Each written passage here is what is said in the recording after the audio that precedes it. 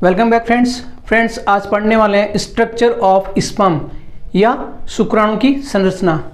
जैसा कि फ्रेंड्स आपको दिख रहा है बोर्ड पे, ये स्पर्म का स्ट्रक्चर है। स्पर्म जो होता है वो माइक्रोस्कोपिक नेचर का होता है, मीन्स स्पर्म को माइक्रोस्कोप से ही देख सकते हैं। स्पर्म जब माइक्रोस्कोप से देखा जाता है तो उसमें 4 पार्ट्स में वो डिवाइड होता है। पहला जो पार्ट होता है उसे हेड बोलते हैं, दूसरा नेक, तीसरा पार्ट जो होता है उसे मिडिल पीस बोलते हैं और चौथा पार्ट जो लंबा पार्ट होता है उसे टेल बोलते हैं। हेड की जो साइज होती है 2.5 माइक्रोमीटर से 3.5 माइक्रोमीटर होती है। मिडिल पीस की जो साइज होती है 4 माइक्रोमीटर से 5.5 माइक्रोमीटर एंड टेल की जो साइज होती है वो 45 माइक्रोमीटर होती है। अब हेड के अंदर एक बड़ी संरचना होती है जिसे न्यूक्लियस बोलते हैं और न्यूक्लियस के अंदर क्रोमोसोमल मटेरियल भरा होता है। क्रोमोसोमल मटेरियल मीन्स क्रोमोसोम्स होते हैं और ये जो क्रोमोसोम्स होते हैं वो एन होते हैं, मतलब हैप्लॉइड होते हैं, अगुणित होते हैं। न्यूक्लियस के ऊपर एक कैपनुमा संरचना होती है जिसे एक्रोसोम बोलते हैं और ये एक्रोसोम जो होता है उस एक्रोसोम के अंदर एंजाइम्स भरे होते हैं, साथ में मेनोज, गैलेक्टोज और हेक्सोसामाइन कार्बोहाइड्रेट्स होते हैं। पूरा जो स्पर्म होता है उसके चारों तरफ एक झिल्ली होती है जिसे बोलते हैं प्लाज्मा मेम्ब्रेन, मतलब स्पर्म को कवर किए हुए जो झिल्ली होती है उसे प्लाज्मा मेम्ब्रेन बोलते हैं। इसके जो मिडिल पीस होता है उसके अंदर बहुत सारे माइटोकॉन्ड्रिया होते हैं और ये जो माइटोकॉन्ड्रिया होता है उनका अरेंजमेंट होता है उसे बोलते हैं निबेनकर्ण अरेंजमेंट। माइटोकॉन्ड्रिया का काम क्या होता है? माइटोकॉन्ड्रिया जो होते हैं वो एनर्जी प्रोवाइड करते हैं। एनर्जी किसको प्रोवाइड करते हैं? ये माइटोकॉन्ड्रिया जब टेल मूवमेंट करती है, टेल का मोटिलिटी होती है तो टेल को क्या चाहिए? एनर्जी चाहिए और ये एनर्जी स्पर्म को माइटोकॉन्ड्रिया से अवेलेबल होती है।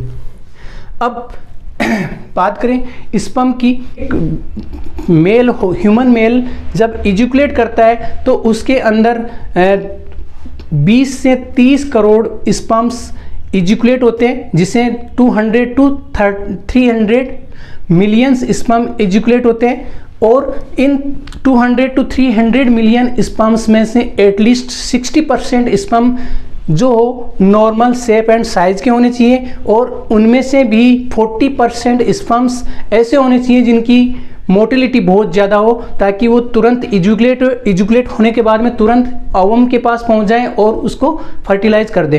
तो 60% स्पर्म्स नॉर्मल शेप और साइज के होने चाहिए, 40% स्पर्म्स उनमें से विग्रस मोटिलिटी के होने चाहिए।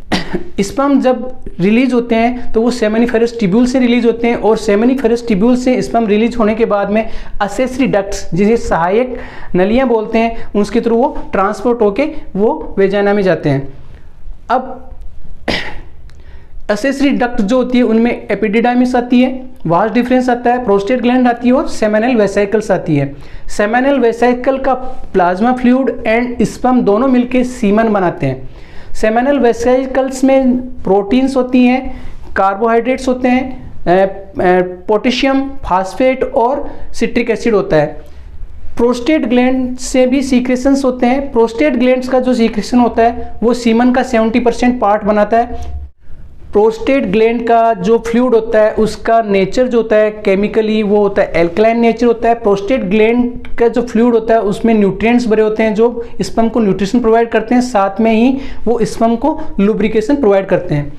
एक्सेसरी डक्ट्स जो होती है उनके फंक्शंस को एंड्रोजन हार्मोन्स मेंटेन करते हैं। तो फ्रेंड्स ये हो गया आपका structure of sperm. Friends I hope आपको इसमें स्पर्म का स्ट्रक्चर समझ में आ गया होगा। फ्रेंड्स आपको समझ में आया तो इसको लाइक करें, कमेंट करें एंड चैनल को सब्सक्राइब करें।